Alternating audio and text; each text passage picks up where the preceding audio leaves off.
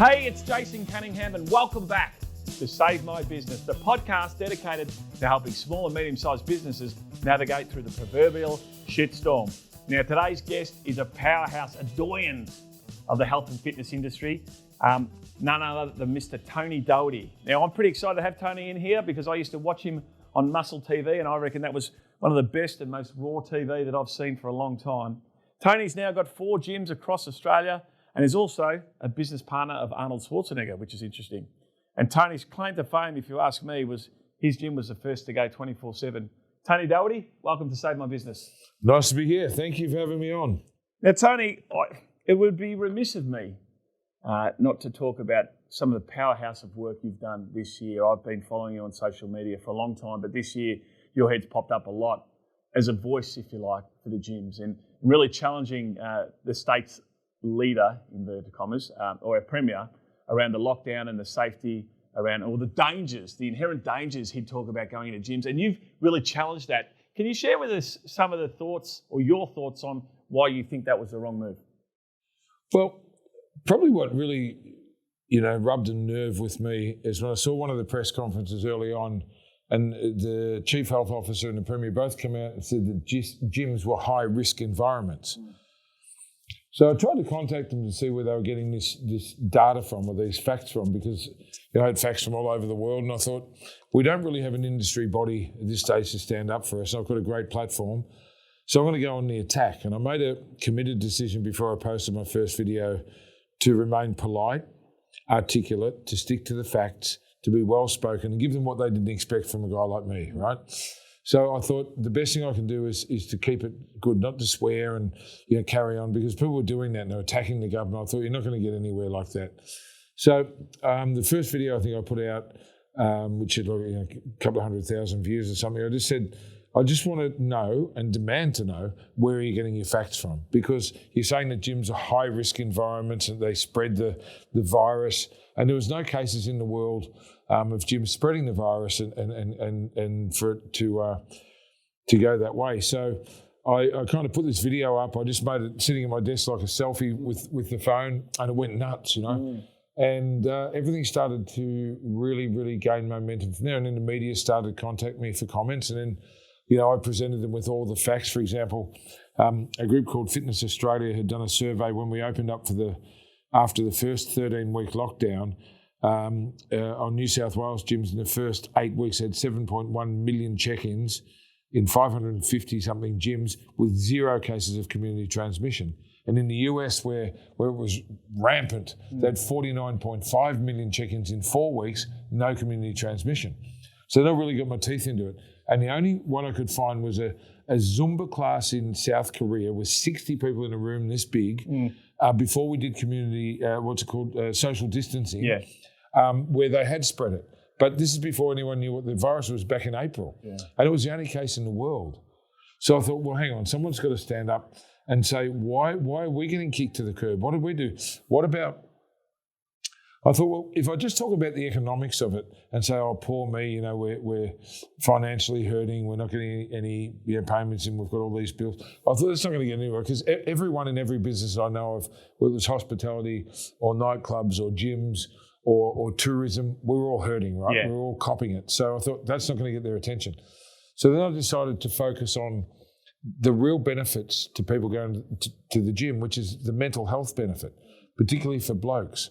Who might be a bit lost and going to the gym, as I said, is sometimes the only little bit of thread holding someone's life together. And then so I'll go walk in the park. It's not the same because the gym provides this wonderful community where you fit in. And you might get bullied at work, you might have a shitty relationship, you might have, just a life that you don't really hate, but you've got this one thing to look forward to, and it's going to the gym where you're going to be accepted. So I went along those lines and said, you guys are missing out on the obvious, which is exercise is great for your immune system, exercise is great, healthy, fit people don't get sick as easily as obese people. But beyond that, the mental health aspects is so important right now. The suicide rate's going up, domestic violence, antisocial behaviour, because people haven't got their outlet. Why are you closing us down? This is nuts. And then I'd go to, at the first lockdown, I'd go to Bunnings or Coles or whatever, and it'd be nothing.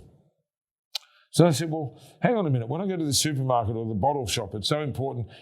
Bottle shop stayed open and Alcoholics Anonymous was closed down. Yeah. I know one guy, that had been an alcoholic. He'd been going to meetings for 10 years.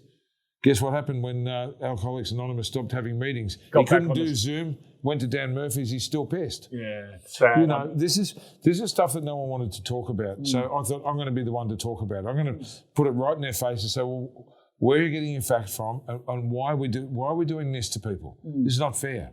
You see, I actually don't have a problem with their initial stance of closing things down. But then when they were presented with alternate facts, like you got up there and said some real valid things that I listened to. Number one, everyone needs a fob to get in the joint. So you know who's in the joint, you know how long they're in there for, and you know how long everyone else is in there. You know who they've been in contact with.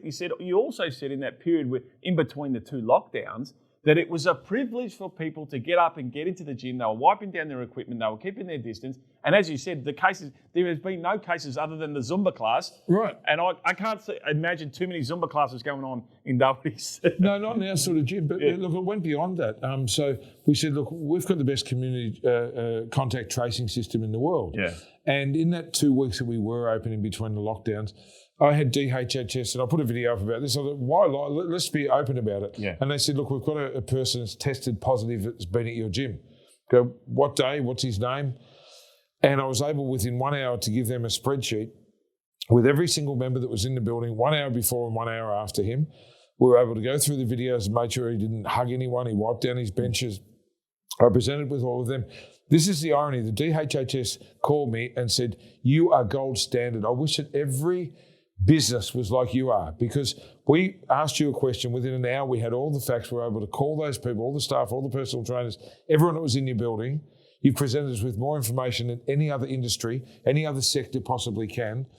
Then I get an email from the Premier's department asking me to speak on our contact tracing system for a Zoom meeting for the Premier's department, who doesn't, in fact, talk to the DHHS. This is the stuff that I couldn't say because of signed confidentiality stuff. Now I don't care. I'm like, you know what? I can't talk about the contents of that meeting, but I can say that I was invited to go and talk to a number of industries about how well we did contact tracing, but we weren't allowed to open. Amazing. Yet you can walk into, let's say, the supermarket. No one checks your ID. You don't have to scan, and there's no QR code. No. People can go and rub an avocado. They can lick it. They can put it down. But seriously, people are filthy. It's crazy. They cough in their hand and then they grab a banana. I don't like that one. They put it down. Then you come and grab it and you rub your eye. This is... Yet every time you walk in the gym, you wipe down your equipment. You put your weights away. That's protocol. Not only that, they have to sanitise when they walk in. They have to have a towel. I mean, we went above and beyond. So then when we looked like we were going to look like opening again, I actually made a video. You would have seen it was had a professionally made one. It cost me about $8,000. I had the old Muscle TV team come back in. And we did a video on how to keep safe in the gyms, how to wipe down equipment, how to sanitise, all the rules, how you had to wear a face mask on your way in. Now, no other sector did that. There was no video produced by the retail when they got to open again. The hospitality industry didn't show you a video of how to behave at a restaurant. Yet, at my expense, I went and made a really detailed video and shared it with all the gym owners and use this. Here we go. I had it professionally made. You had a model in, did a hand model, the whole thing, showing how to do things properly so we could stay open. Yeah. So, did you get much feedback? I mean, did the Premier or his department, did they engage with you and take on board your advice or anything like that? I was speaking to 3 ministerial senior advisors to 3 different ministers. But the disappointing thing was that we got, after all that first initial, when I went off, we got to have a meeting with, it was DHHS, and Brett Sutton couldn't be there, so it was Alan Cheng, who's the assistant. He was the other guy that was always in the press conferences. With the Premier. And, I got a chance to talk straight to him, and I went through it. I said, Professor, where are you getting your facts from? I'd just like to know that. And there was that. And then the other thing was there was a gym, he said, in Hallam that had caused community transmission. I said, well, tell us about that. So I already knew the facts. Yeah. It wasn't a registered gym. It was a backyard guy, right, that had people doing MMA, like grappling in his garage. It was all these families that went out together, had barbecues together, drink together, probably other stuff. I don't know. But it wasn't even a commercial gym. But what we did find out is how the disease got to that gym was 2 of the guards from the hotel quarantine thing that the government screwed up in the first place. This is why they didn't want to say out loud where they were getting this false fact from. So it wasn't a real gym. It came from their guards that they screwed up. And I had this theory all along. I said, if you want to stop this pandemic, when we're hitting 700 a day, we were paying for 60 hotels in Melbourne to be empty because obviously they stopped the international flights. Right, so when someone tests positive, take them out of the system, put them in the hotel, feed their family, pay their bills, give them 3 meals a day, say it's illegal for you to be fired while you're in this 2-week quarantine. That's how you stop a pandemic. Right. And I levelled this at the government advisor, or what would you know? What would you know? I said, well, it's a pretty sound reason to be. Like, the guy that was COVID positive with us was actually from the flats that they shut down. Yeah. They told him to go home and isolate. He lived in a 2-bedroom flat with 10 people. Right, and then you had families out in the suburbs that maybe from the subcontinent or somewhere speak English as their second or third language, and they've got 3 families per home. That's right. So dad tests positive, they say go home and isolate. Where? In a dog kennel? Well, this is the thing. They've got one bathroom with 3 families. You can't. This is how it spread. This is why we went from 100 to 200 to 700, because it kept sending sick people home to their families. This is crazy. So it's funny. I had corona. I got it 16 weeks ago, 18 weeks ago, and just before the first lockdown, and I couldn't believe that I had it. And I had a lunch. There was 6 of us at a lunch. 3 of us ended up with corona. 3 of us didn't. And one of the guys who was at lunch rang me to tell me he had got sick and contracted. I got tested and I caught it. Anyway, when I found out when they rang me, the guy said, "Oh mate, you got coronavirus." I go, "Fuck off, mate." He goes, "No, you got it." I go, "I just thought I was hungover." Right? I go, "Oh my God." I go, "What do I do?" He goes, "Stay inside." I go, "Yeah, I know. But what do I do?" He goes, No, you don't understand. Isolate from your family and stay inside." I go, "Yeah, mate, I got that. But what do I do? How do I get healthy?" Or, "Can't help with that. It's the next place phone call." And anyway, but it was just it was disorganised chaos. And it really was. And as I said earlier, I don't have a problem with them making mistakes. What I do have a problem with is them not speaking to the right people and accessing the right information without being disrespectful towards Dan Andrews and his crew, but they're not in the gym that often. They haven't gone to gyms. They don't understand it. Listen, Jose, that was my biggest problem, is they said we're consulting with industries. They weren't consulting with. So back to what I originally said, we had this Zoom meeting with Alan Cheng and asked him where he's getting his facts from, this and that. And then he asked us to present highest risk to lowest risk order of exercise sort of classes and different things. But then this was what was crazy. He asked us to write a thing. So basically, we wrote the COVID plan for the government. We sent it to him. So I emailed him. I said, "I'm just wondering if we got any feedback on what we sent you." No answer. I sent him 6 different emails. I had one of the union guys helping me to draft the email, so they're really, really correctly written for government speak and all this sort of thing. I almost did a course in how to speak to government and how to lift on their level. So I did all that, still no answer. So then I started getting a lot of media, as you know. So I did a video which went absolutely viral, and Peter Credlin of Sky News saw it. She's great. Right, so she messaged me privately and said, "I've had over 100 people send me this video in 24 hours. I need you on my show." No, I saw you on a show. Yeah. So that's when I guess I became the spokesperson for the fitness industry, because everyone saw that and went crazy. She actually said that in the interview when she led you in. She said she'd had 100 people. She said that on TV. Yeah, right. So that was like, wow, okay. And she said, "Look, you're really passionate and very articulate, and I'd like to get inside your head." So we struck up a friendship, and I got onto her program. She was a fantastic supporter. But then I started getting on Neil Mitchell and Tom Elliott and 7, 9, 10. So dozens of media appearances through this.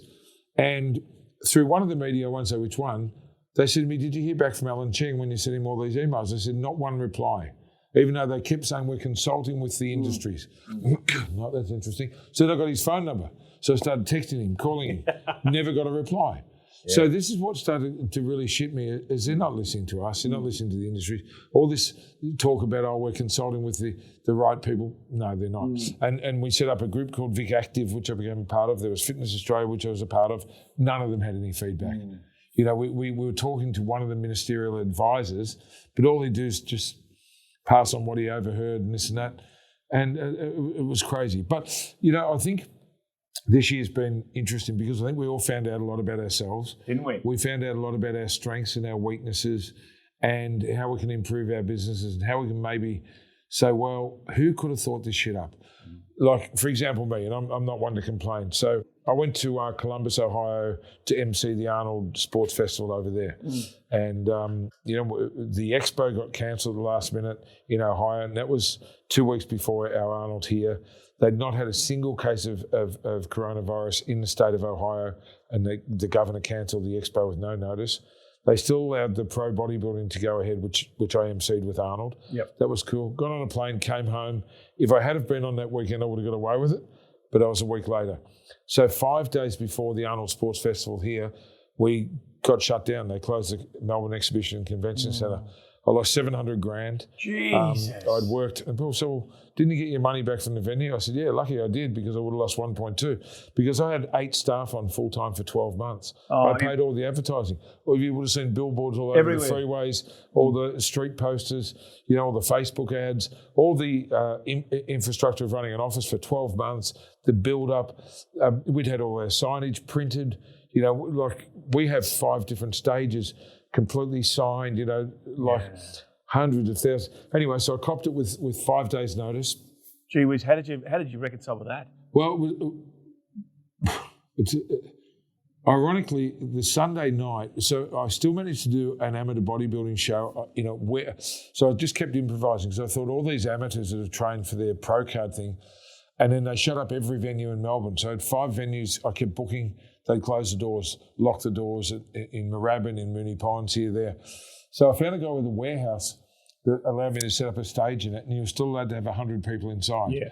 So financially, we copped it, because I couldn't even pay the cost of the.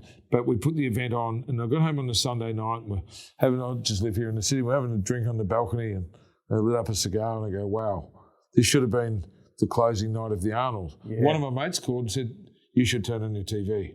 He goes, turn on your TV. There's Scott Morrison, the Prime Minister, saying all gyms closed tomorrow at 12 noon. Oh, you've copped it again? Same day. Oh, so, mate.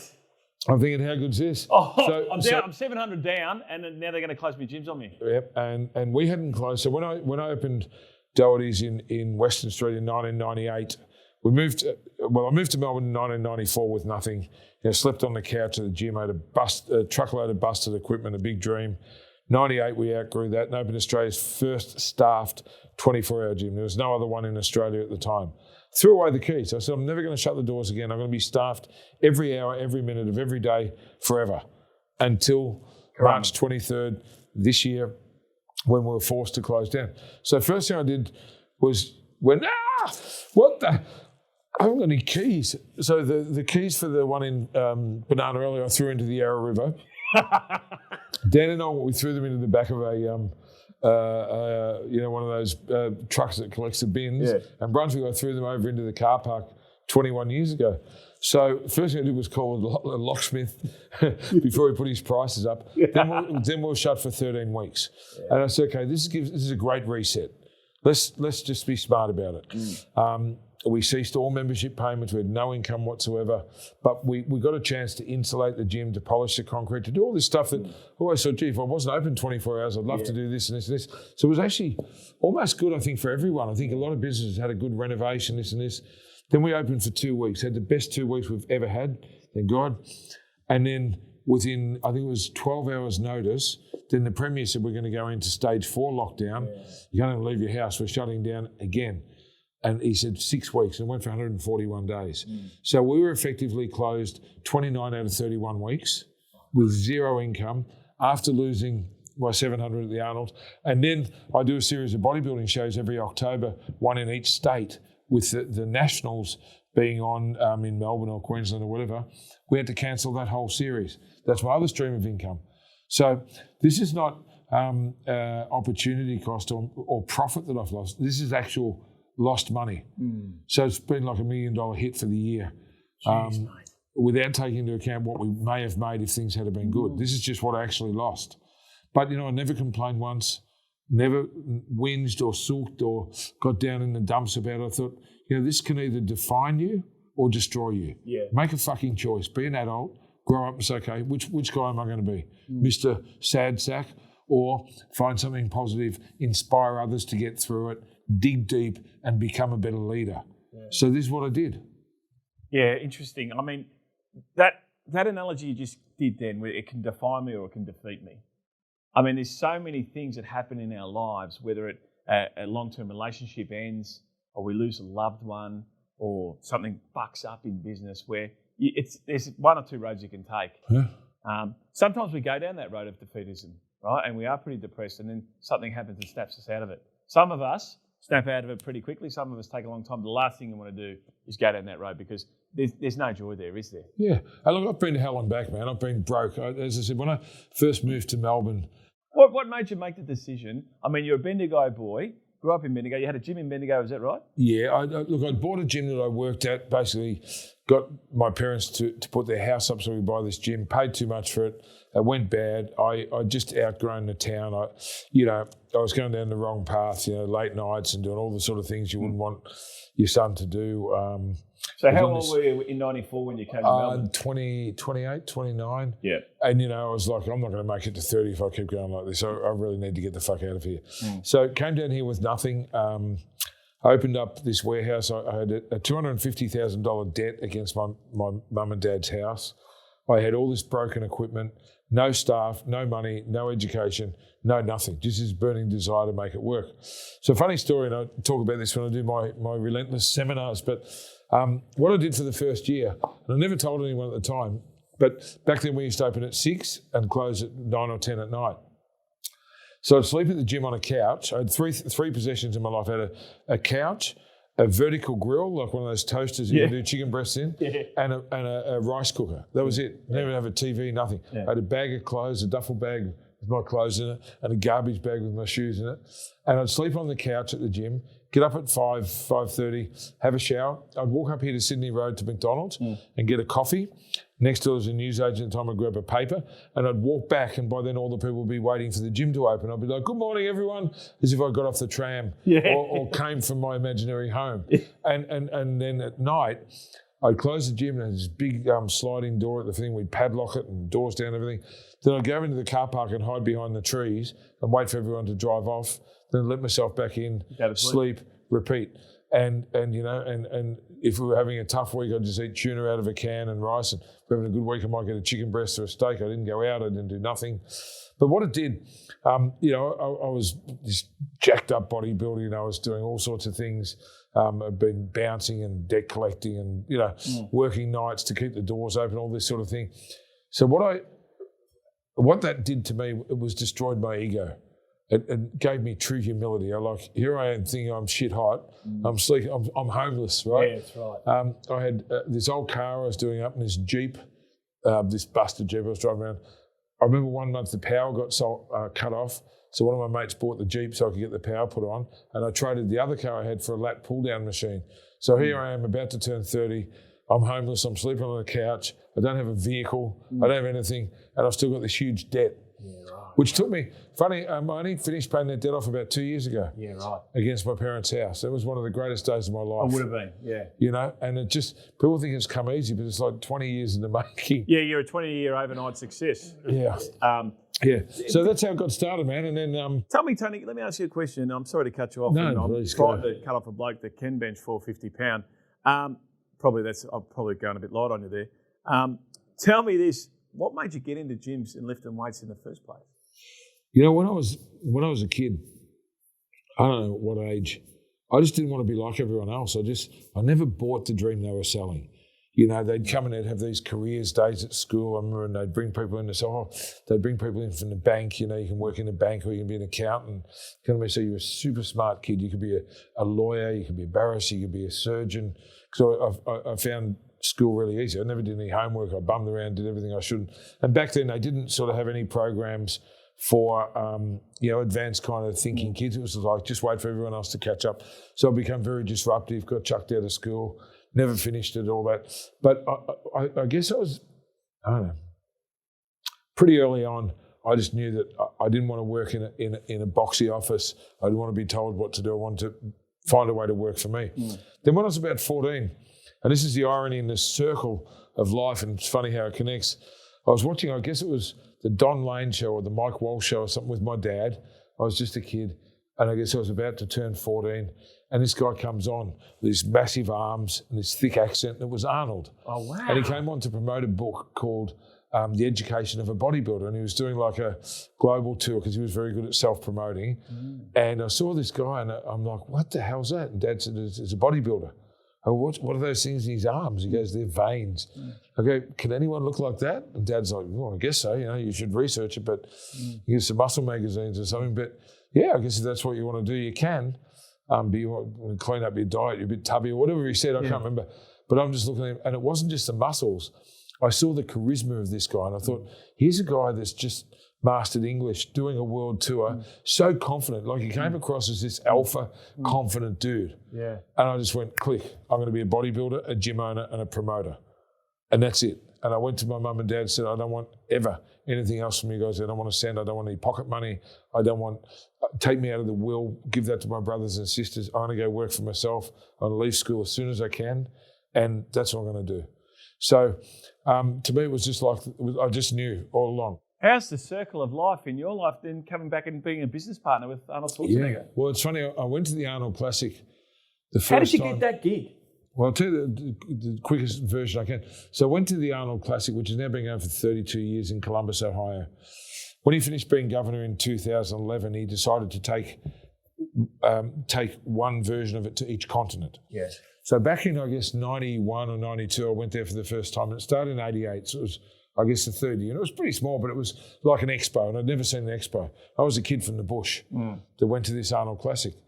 And I remember everyone was going and saying, "Oh, look at the bodybuilders, look at the hot chicks, look at the powerlifting, look at the, the models going around in bikinis giving away free protein bars." I'm like, I'm going to bring this to Australia one day. That's all I could think of, is I'm going to create this. So then in 2001, I started Australia's first pro bodybuilding show, which is now the third longest running show in the world. And I always wanted to add an expo to that component. Then in 2011, when Arnold said he was going to take it worldwide, I thought, I better get started. So I started an expo here in 2011 called FitX, which I started as a startup with nothing. And I took on all the big fitness expos in Australia. And I thought, I'm going to build this amazing sport and fitness expo based on the Arnold Classic that I've been to now. I've been there like 10 times.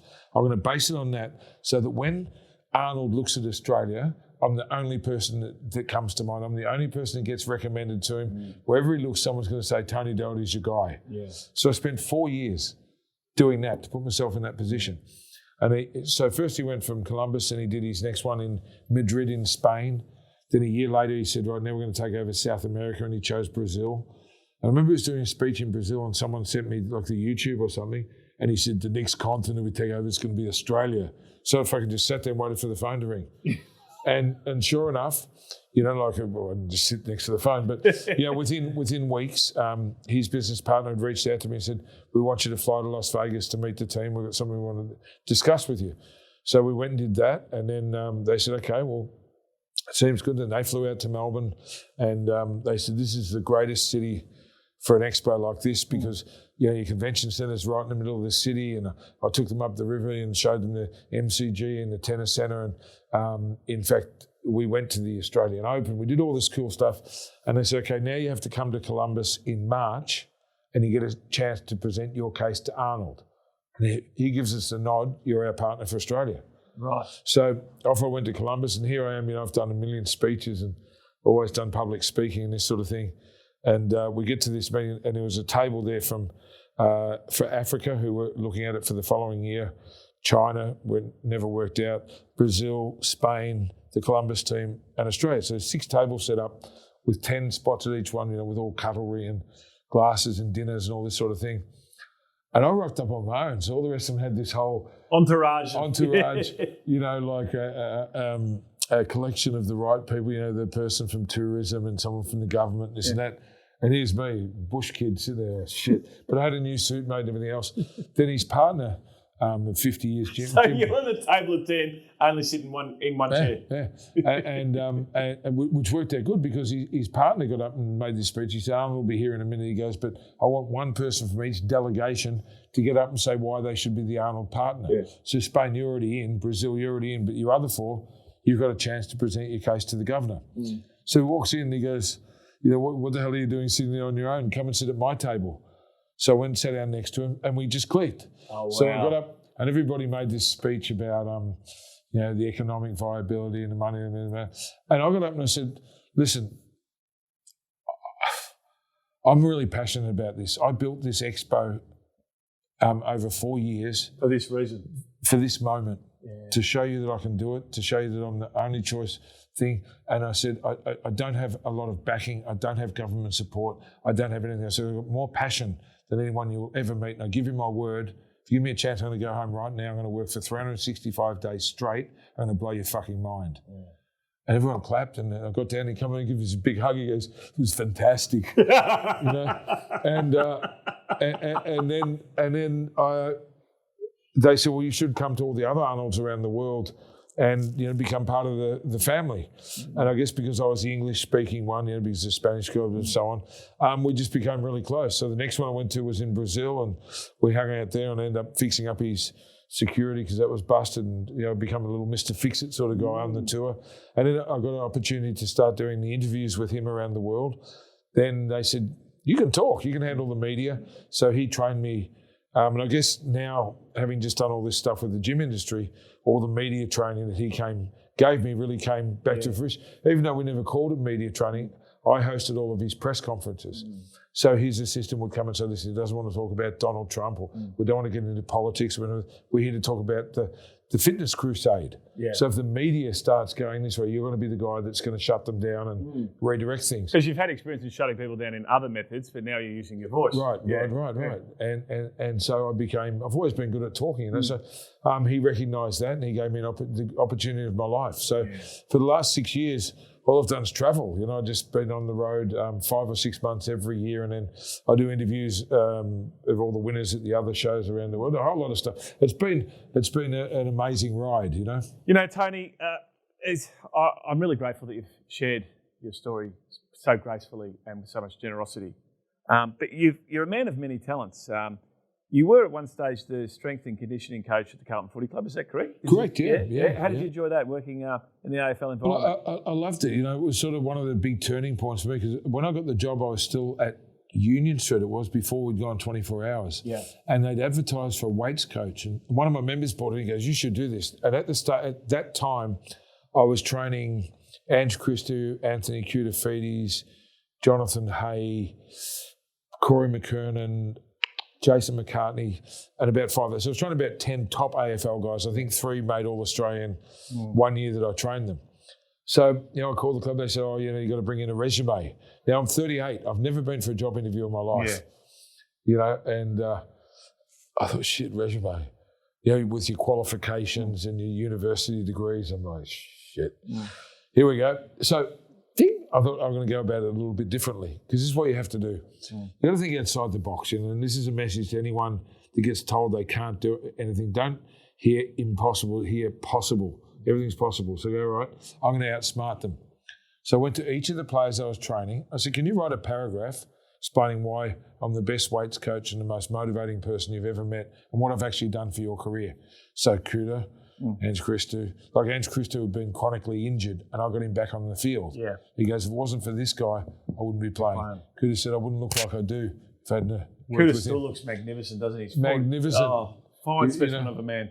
Fine specimen. And genetically so gifted it made me look good. Anyway, so I rocked him with basically 10 things on a page, dropped it and said, I'm probably not going to get an interview, but maybe you should call these guys. I've put all their mobile numbers on so you can check me out.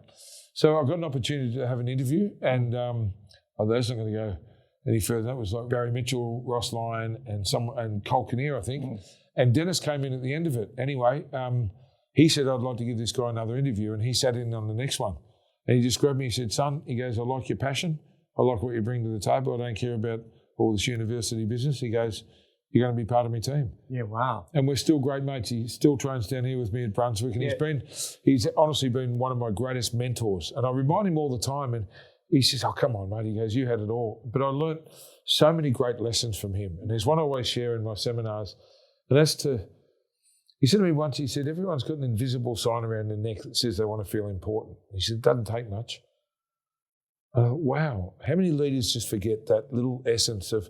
So I remember one day we were down here at Optus Oval, we were playing, it was a big game, and I just followed him and I watched him, and He went up to the boot studders, they used to have this little sort of hole in the wall office.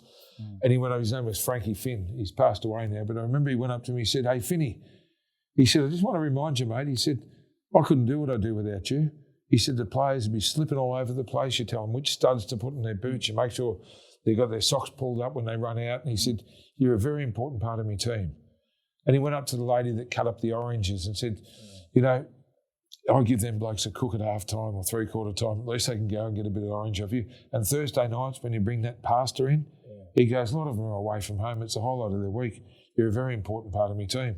He came up and he grabbed me. He used to grab you on the wrist and he said, "Son," he said, "your people skills are unbelievable." He said, when we have a bad loss and I absolutely cane them and berate them and do what I do, I know that when they come into the gym Monday morning, you're going to fix them. You're going to pick up their spirits. It's not just the exercise, it's what you do. And I felt like, even though I've been watching him, he made me feel like $1 million. Yeah. And I thought, this is one of the greatest business lessons I've ever had. So, I've talked a lot about this online. I make sure like our window washer, our cleaners, everything. I go up, I hug them, I buy them coffee. So at Doherty's gym, we've got a policy. Every single courier that comes in with a parcel, they get a free water or a hot cappuccino. Because why not? Who else? Because they're stakeholders of your business, aren't they? Really, that's an Well, they just get treated like shit all day. They go in and people go, "I'm on the phone, mate, give me a minute." They're getting like $1 a delivery. I'm like, "Make the guy a coffee. It's a hot day. Give him a water. It costs you 50 cents or something." Nothing. Anyway, so I always thought that, like, the little people are your army. So if you make them feel important, and then when people talk behind your back or shit starts or whatever, I've got an army of people that are going to go, back. "Wait a minute. No, you don't know what he did for me or my family when we were hungry, or you don't know this and you don't." So Dennis was a great mentor. So 5 years working at the Carlton Footy Club, I wasn't good enough to play, but I barracked for Carlton all my life because Bendigo was their zone. Yeah, right. So I grew up singing the Carlton theme song. Yeah. So for me to get the keys to Princess Park to Optus Oval at the time, I couldn't believe it. Yeah. And I got to run out on the MCG because then, they realised I was kind of strong and stuff. So I go out with the tackle bags before the games and the players bump off me. So I went out on the MCG and, Etihad Stadium and all these places. That's a kid's dream. It was unbelievable. Yeah. But then that gave me, everything I've done has strategically been a stepping stone to something else. It was the same time that Muscle TV had just started. Yeah. So all of a sudden I had a higher profile and I wasn't this thug guy anymore, this guy from the bush. I was this guy, he's a weights trainer here, he hosts a TV show, he's promoting these shows and he's running expos and he's partners with Arnold. So it's helped my brand to grow, which has given me a lot more confidence to be able to speak well and to be, what I've evolved to become. But anyone can do it. But Tony, I think one of your most warming gifts that you bring to the table is your humility. I mean, you're quite gracious to the way you communicate. You're quite generous with what you give. You've used your profile for the industry, not for Doherty's gym, but you've used it for the industry to help out every other gym owner. Yeah. Tell me what it was like. You trained Sonny Schmidt. And I knew Sonny. He used to also train at Ascot Vale Gym, and I trained there for a while. And he was a very big, strong man, and he went pretty high in the world. He went to the Mr. Olympia. He won the Masters Olympia. So when I started promoting bodybuilding, it's like 1988 or something. I was just a kid. I was like 24 years old, and I got a chance to promote a show. And I thought, well, I need a superstar. And there'd been another federation which didn't amount to anything. So I just went and knocked on his door and just said, "Listen, I'm the new promoter for Victoria. You should work with me." And I remember he just yelled out from his lounge. He goes, "Fuck off, man. I don't trust promoters." Anyway, I said, "Give me a chance, man. I just drove from Bendigo just to see you. Can I just at least come in?" He goes, "I'll give you 5 minutes." So I came in and we talked and we became best mates. So I worked with him till he got his pro card. Then I took him to his first pro show in Niagara Falls, in Buffalo, New York, which I actually got to MC. And then I turned to his next show, which was in New York City at the Beacon Theatre. And by then I knew the people in the bodybuilding world, and they said, "Oh, you're that Aussie guy with the big voice. Can you MC a show?" So I MC'd a show at 25 years old in the Beacon Theatre on Broadway in New York. Oh, wow. Yeah, and that was on TV and everything else. So, boy from Bendigo on Broadway. Yeah, right. I remember standing back there just going, "How did I get here?" I don't belong here. But then Sonny and I, we travelled together for 10 years. he moved to the States after that. And then he got into a bit of strife over there, and there was a lot of like painkiller abuse and that sort of thing in bodybuilding in that early 90s. I said, man, you better come home. You're gonna, this is not going to end well. So when I first opened at Union Street, him and I trained there for 3 or 4 Mr. Olympias in a row. And then when I went 24 hours, he did the night shift for the first few months. Right. Yeah. So he was like my big brother because I didn't have a big brother. Yeah. So we were very, very close. And he taught me, I guess, even though he had broken English and he wasn't highly educated, I'm very well known for what I teach now, what I did with Muscle TV and what I'm doing now with training people is the mind-muscle connection and how to actually train properly. Yeah. The stuff you can't learn from a book or the internet or YouTube. I learned so much from him and forever grateful, I know that when I first started training at Victory Gym in Airport West, one of the things, I was a 17-year-old skinny little kid, and what I did was I just looked at the strongest or the fittest blokes in the gym and I just went up to them and asked them and just copied them, and they taught me how to do triceps properly. They told me that triceps are more important than biceps and all that sort of stuff. And, I remember this one bloke, we used to call him the captain, and he would always start off with the hardest exercises. And he said, so when I do back, the first thing I do is chin-ups. Yep. Because chin-ups is an honest man's exercise, right? You can't cheat on chin-ups. You either lift yourself up or you don't, And it sounds to me that you've gone deeper than that, obviously, and you find it looks like you glean various different leadership traits from different people, whether it be Arnold Schwarzenegger, Dennis Pagan, Sonny Schmidt, or whoever it is. How have you taken that into your business life, and what are the important traits that you consider are important to be a good leader? Well, I think you said it before, is one is humility. 2 is, and part of that's remembering where you've come from and never talking down to people. Yeah. See, I find it terrible, and I've met a lot of superstars. I've travelled with the WWE. I know most of the guys in the UFC. I've met a lot of actors through Arnold. I've actually been out on the movie ranches with him. I've driven in his tank. I've done some cool shit. I don't want to sound cocky a bit talk about that. But I've seen some people, not him, he's a gentleman, but I've seen people, perhaps celebrity style people or leadership style people, that when the cameras are off, they're complete assholes. Yeah. And they talk down to waiters, or they yell at their driver, or they just treat people like little people and don't make them feel important. The opposite of what Dennis taught me. Whereas Arnold, I've never seen him be anything but gracious in a restaurant or speak to a waiter or a waitress and make them feel important and so on. And I've taken it from him. So I think one of the things is just to always be kind to people. It costs you nothing. People respect you so much more for it. The other one is if you've got a business, don't ever ask anyone to do something you wouldn't do yourself. So if there's an accident in the gym, so there's an accident in the toilet, there's vomit or a leaky tap, whatever, I'm the first one to grab a mop, even now, to this day, because I want to see the staff to see that if I'm willing to do it, if I'm willing to get on my hands and knees, and I've got my hands and knees in a suit and scrub the floor because there's someone spilled a protein drink, whatever it may be, I think that you should never ask someone to do something you wouldn't do yourself. Because then when you're not there, the first thing they're going to do is, well, I know what the boss would do. That's right. And they do it with dignity and pride. And I take great pride. So how I got my first job in the gym, let's go way back. In Bendigo, the guy wouldn't give me a job. He said, well, get yourself in shape. And I got in shape and did my first contest and still wouldn't give me a job. So we'll go to fitness school and get it was the very early days, it was, I don't know what it was called. Now it's Cert 3 and 4. I think it was called the Fitness Leader. It was like a 6-week course or whatever. And I'd hitchhike down to Melbourne to do this course or whatever it took, catch a bus, train, borrow money. It was like 6 weeks anyway. He still wouldn't give me a job. So finally I said, listen, how about this? Your toilets are filthy. So what about if I came in every single night and cleaned your toilets for free? I said, and I'll make those fuckers shine. I will be the best toilet cleaner you've ever seen. And this is how I got a job in the gym. Wow. So for 3 months I went in there, and then it became morning and night, and they cleaned their spa. They had a spa, and I saw they'd clean them. Then I saw the silicone's coming out from the shower. I'll fix that. And I went and bought toilet brushes and toothbrushes, little brushes and Domestos and all these gloves and shit. And I became really good at cleaning toilets. I'm still really good at cleaning toilets. And I thought that's what you got to do. You got to be willing to do anything, and then to take great pride in it. See, to me, I get a buzz of seeing someone who's a great toilet cleaner, or a great TV man, or a great commentator, or a great coach. But also get great satisfaction if I'm traveling and I get in a cab or Uber with a guy who says, this is my city. Do you know, in 1889, they built this here. This is where this guy landed, and they got pride in their work. And to me, this is the greatest thing you should do.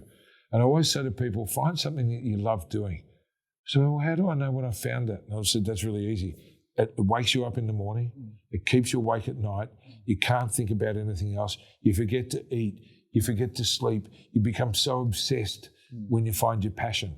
So I've been really fortunate in life that that's all I've ever done. Has followed my heart, my dreams, my passion, you know.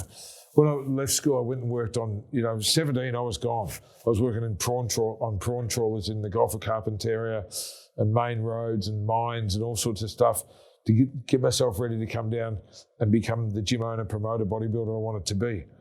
And I think, you know, it's a funny thing because when I do my seminars, I have a series of seminars I do called Relentless Momentum, and I have a question and answer thing after me talking about my ups and downs in life and good and bad and all the rest of it for a couple of hours. And there's a question always comes up and it's like, you know, what makes you the way you are, or what's your greatest fear? And it's the same thing. And it's dying with regret. So what I do now, because I got good at this, is I turn the lights down and I look at them all and I go, you're all going to die. You're one day closer today than you were yesterday. I'm sorry to be the one to tell you, I said, but it's going to come. You know, no one lives forever. And there's going to be a time where you're lying there knowing it's your last day on earth, unless you have a freaky accident. But mostly, now, do you want to look back and say, wow, what a ride? Or do you want to look back knowing that you have regret because you didn't have the balls to do something you really wanted to do, that you didn't have the courage to take a chance or to back yourself or to risk everything that mattered? You know, I said, so make a choice. And just think about this. Everyone's going to have a look back at their life and they're going to go, you know what? I was just like everyone else. Yeah. Or you say, you know what? I did it on my own terms. I had a blast. Yeah. So I've always known this, and I try and share that with people. So if you're not happy with what you're doing, fucking turn it upside down. It's interesting you say that. One of the guests we've had on here is a guy called Cameron Schwab, who's a mentor of mine and a client of ours, and he does some leadership training with our partnership group and our leaders in our organisation. And he talks about, do you want to create a path for the child or the child for the path? And traditionally, we'd make the child fit onto the path, whereas now he's saying create your own path for your kid. And you know, as a parent, you're a parent yourself, or you're a business owner, you're a leader, you're a mentor. I think it's really important that you don't have to fit into the norm. You've got to do what's right for you and excel at what's right for you. Now, before we finish up, Tony, I've really enjoyed this, but it's going to be remiss of me not to ask you a couple of other things if I can. Shoot. You're 55, 56? Yeah, just turned 56 2 weeks ago. Happy birthday. You're as fit as fuck, right? What do you do? How do you train? What do you eat? And how do you train? So the second look, I've always trained, but to sort of for your muscles to show and to look good. Have you seen some recent pictures? Yeah, outstanding. So the second lockdown, I knew it was going to be really tough. And the first lockdown, because I turned the gym upside down, I literally pulled all the equipment out. I pulled the floors up, so I couldn't train. It was just like a mess. But I was on the tools the whole time. But I got in the habit of eating burgers at lunch, and then I had tradies in there, so I'd cook them because I've got a grill there. I love serving people, so I'd cook them breakfast every morning. It was like egg and bacon and cheese sandwiches and hash browns. And I come out of the first lockdown, probably a little bit hefty, and I thought when the second one hit, I just knew from day one, this is going to be really hard. This is no 6 weeks. This thing's going to go on and on. This guy's Daniel Andrews. And by then, because I'd been working with the government, I could see the writing on the wall. And so I just made a choice. I said, you know what? Why don't you use this one to get in shape? Why don't you eat clean? Now, I couldn't go and sit in my apartment every day. And luckily, I've got an online business and I'm building an event centre next door, which we'll talk about later because there's some stuff you'd love there. So during that second lockdown, so the first lockdown was 13 weeks. I went in every single day, 7 days a week, and renovated and worked my ass off and broke fingers and nails and all sorts of things. The second lockdown, I thought, I'm going to get up, I'm going to keep my schedule, I'm going to get up at 6 every morning, go to the gym, work out, cook my food the night before and take it with me. So it's all nutrition. So I decided to eat clean. Yeah. So for that second lockdown, I literally took my food into work every single day. I did an hour's cardio every morning. Then I'd just do, catch up on some emails, like some stuff I never got a chance to do, making some lists for the future, some stuff, because there was no people there. But I couldn't just go and sit at home. I'd go mental. Yeah, and then after lunch I'd train like a body part, then I'd do some more work in the office, and I'd do another body part before I went home. Then maybe go for a walk in the city at night. So I was really, really active, ate really clean. The only thing I did is I drank too much, and I think everyone did in that second lockdown. I reckon I drank, the first one, I reckon I had a bottle of wine every night for the first 13 weeks. Yeah, that's a good effort. Just being honest, I think a lot of people go, oh, no, I didn't do that. I did. I drank like a fish. But then the second one, I thought, well, I'm eating clean, but I can probably still slot some vodka into it and this and that, and it was a long and lonely and difficult time for so many people. So I thought, well, okay, just accept that and understand it. But you've got to understand your own psychology and what's going to send you the wrong way. For me, I need routine. I needed to get up every morning and go to the gym because that's what I've done my whole life. So I thought, geez, it'd be easy to sit at home and just, watch Netflix. So I never had Uber Eats once because I could see people every time I see them, it's like, you're 20% bigger than last week. I'm like, everyone's getting fat. I thought, you know what? Because I always like to do the unexpected. Yeah. So I thought everyone's going to come out of ISO completely out of shape. I'm going to come out of ISO and look better than when I was 30 or 40. So I did. Yeah, just made a choice. So I just attacked it. Yeah, you certainly do look pretty fit.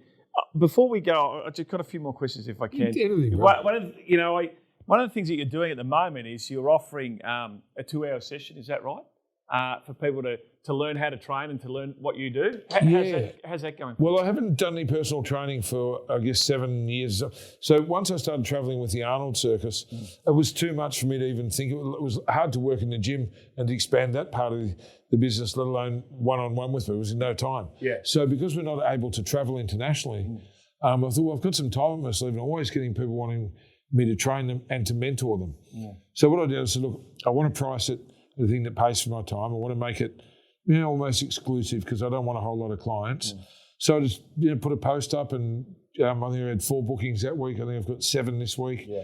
I charge them $500 for 2 hours.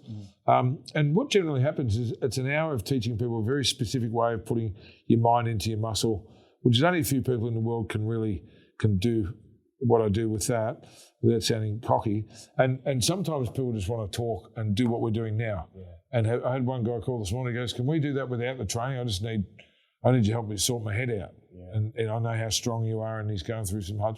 So yeah, sure, 2 hours, you can do whatever you want. Yeah.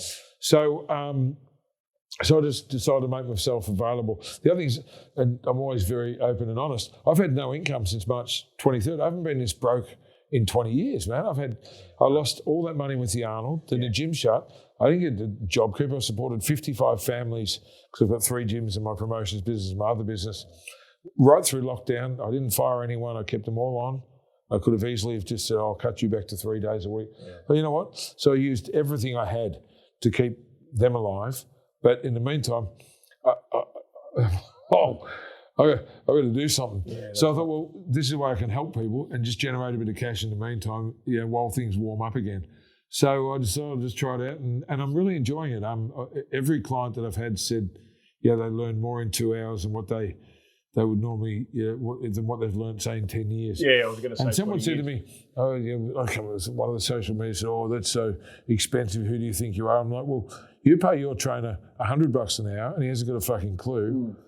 So really, that's more expensive than learning from someone who can teach you. That's right. Like if you're in Strife, right, and you don't get a barrister, you can get a really cheap one, or you can get the best in the business. And I'm sure the best barrister in Melbourne or in Victoria in Australia charges a bucket load because they're really good at what they do. Yeah. Okay, unashamedly, I'm really good at what I do. I just haven't been available. So I'm not going to charge the same rate as some schmuck that's done a 6-week course and watched YouTube. Yeah. Okay, so you're paying for a life of experience and an eye that can detect posture and different stuff. So it's been a bit of fun, actually. I've been enjoying it. I look, the other way of looking at it is they don't have to pay the $500. If they don't want it, don't take it. You're not forcing down anyone's throat. No. I actually knock people back. I've had a couple, and they're just delusional. I go, "Man, I'd end up punching you in the face. I can't. I couldn't work with someone like you," because there's one guy, and I get their number, I give him a call, and he started telling me, as soon as I said something, he talked over the top of me and told me that he knew more than me. I go, "This is not going to work." He goes, "What do you mean?" If I'm paying you, I said, "But you're not paying me." I said, "I want to work with you." Yeah. I said, honestly, we'd clash and just end badly, and you'd get hurt, so don't come. Tony Doherty, I think we're going to have to leave it there. That's an outstanding conversation. Thank you so much. I'm really looking forward to seeing what 2021 brings for you, and just your positive outlook on the world and on your life. And I mean, you dropped $700,000 and you're up and about. I Very next day. Yeah, I think that's outstanding. Thanks very much, Tony, and look forward to seeing you in the future. Thanks for having me on. And just one last message for anyone listening. You always got to find the upside of things. And the upside is next year is going to be a whole lot better than this year because this one was shit. So 2021 is really exciting. Yeah, people have reinvented themselves. We've got new opportunities. You know, we've learned that anything can happen, everything can get taken away from us, which I think has been a great mental shift. For people, families are close together. You know, some good things have come out of this. So stay strong, keep fighting and never quit. That's it. I'm out.